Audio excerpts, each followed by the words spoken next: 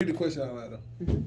How do lead teachers and administrators use their PLCs to move learners towards standards mastery? I would say, let me see, lead teachers, first of all, they guide a focused PLC.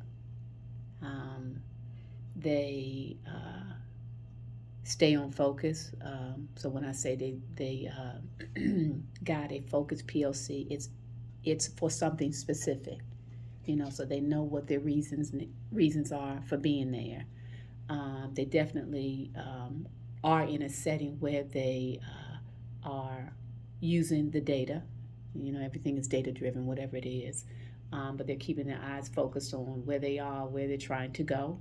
Um, they are consistent in communicating, not just doing the PLC and connecting that to standards and what they need to do. But once the PLC, that one formal setting is not there, they're still, in communication with each other to ensure that they're on track to meet, whatever goals they need to meet. In terms of administrators, how do they use it to move learners towards standards mastery? They really are I would say, the wind beneath the teams themselves. They are keeping their eyes on not just having PLCs, but making sure that those PLCs are focused on the things that we needed to be focused on, and know that they are being conducted in such a manner that is beneficial for everyone, that they stay focused, that, whatever the targets may be. And constantly checking back in and looking at how you need to revise things if they are successful or not, and communicating that with the group. How and by whom is student, class, and school data evaluated? Okay, school, student, class, and school data really is evaluated by everyone. When you're talking about student data, students evaluate their own data. They evaluate it when you're looking at goals that they may set, whether they set the goals themselves or teachers set goals for them. They're taking a look at that data and measuring it against where it is they want to be, where they expect to be, where perhaps they're not. Teachers who are part of that are also taking a look at class data, and not just their class data, but looking at class data from their colleagues, and not necessarily colleagues on that one level. When you're looking at trying to bridge a gap between you and the next grade level up or the grade level down, trying to make sure that you are providing students with what they need, you got to look at the data, uh, school wide data. And of course, when you look at administrators, they're looking at not just the school wide data, how do we look as a group, but you're looking individually. When they disaggregate the data, you're looking individually at teachers, how they mesh with each other, where the strengths are, who needs to um, perhaps may have strategies that help another student or another teacher. You've got to obtain copies of something. How are the school, grade level, and or content goals set? Hmm. They're set. How are they set? Well, first they're set based off of course, whatever we're guided by, which of course is standards. Okay, standards of excellence. So trying to make sure that we are aligned with where we're supposed to be, and then of course we have district. District leads.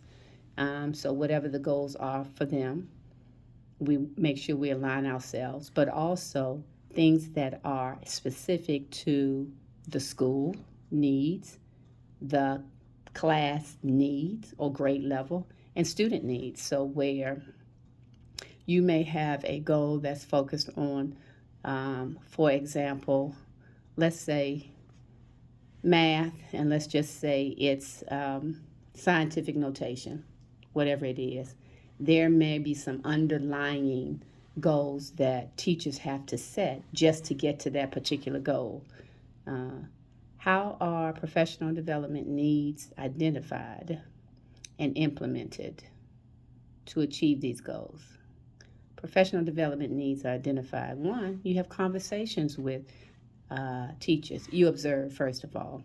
You can, through observations, you can, already identify things that may be of need, at least from an administrative standpoint, and actually even from a teacher standpoint. So, observation.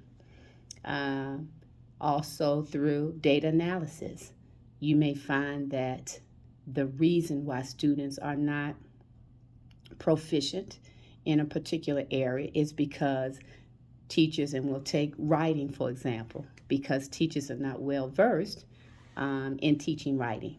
And so you know that there needs to be some professional development. So it's a multitude of ways.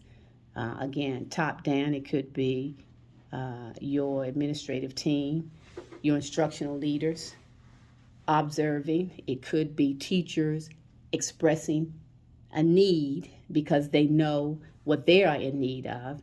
Um, it could be, again, you analyzing the data and seeing that you're falling short in the area, and that's because through dialogue with teachers, you see that they need something else. What are some of the problems that affect the quality of assessments? Well, quality of assessments, I think, and it depends on what your assessments, but let's just generally talk about assessments that you are in control of. I think one of the problems that affect the quality of that is we get comfortable, quite honestly, in providing students with things that we are familiar with, as opposed to assessments that, number one, are focused right in on what it is we're trying to assess. We also oftentimes scale down assessments because in our mind we believe students cannot rise to the occasion, and we therefore teach in that manner. I don't think we really keep our eye on assessments in terms of how they match up with, let's say, our state assessments.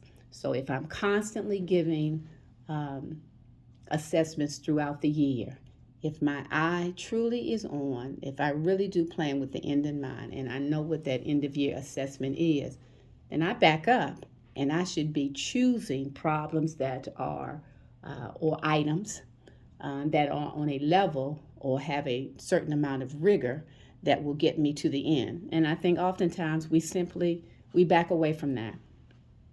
We don't spend enough time and thought doing that. In research, we simply fall with the familiar. And we assume that students cannot get something sometimes, and then we therefore don't teach to that level. To what effect are teachers in the school using interdisciplinary project-based learning, performance, and portfolio assessments? I would say little to none.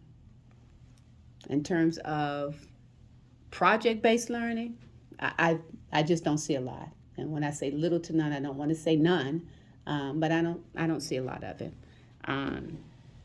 Performance, which is interesting. We on the school improvement plan, we have one thing outlines that we were going to use the state performance task, which definitely I know are good tasks to use, but that's also an area that we've probably scratched through because we haven't done that. Portfolio assessments they may use somewhat. Students do set up goals, so that one they may have a little more, they may have more buy-in to than anything. The project-based learning is infrequent. It's just infrequent. In the disciplinary project-based learning, you may see it, but I do believe it's just infrequent.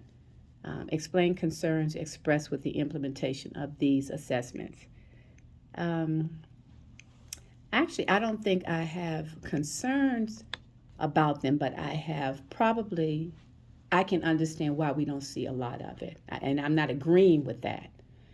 But for the interdisciplinary project-based learning, it takes a teacher outside of their normal level of comfort. So it's not a straight, okay, I'm used to doing this, keep moving, keep moving, keep moving.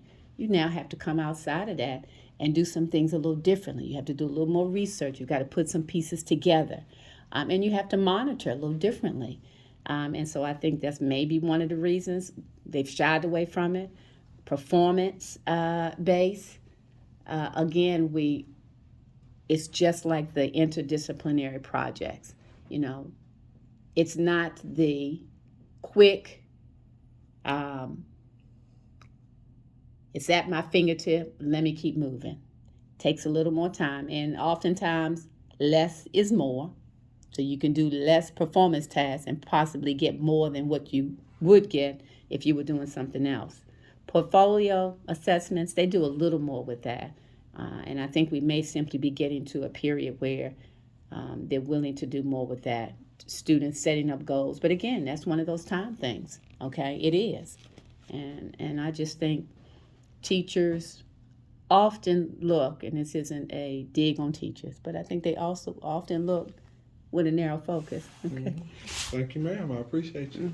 Well, whatever.